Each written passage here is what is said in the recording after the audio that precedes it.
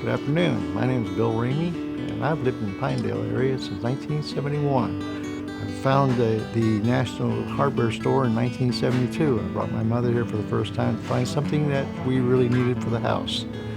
Anybody that wants to know about this place can come here. We're on Blackstone, and I don't remember what the street is out here, the traffic light, but Herndon Avenue.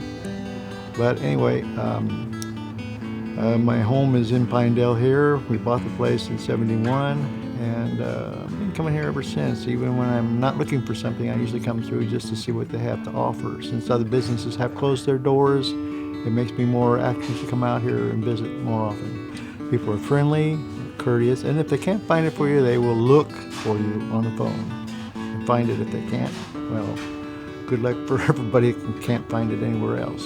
So Pinedale here, I've been here for 47 years, and I enjoyed coming here, and the service is great, and the people are very friendly.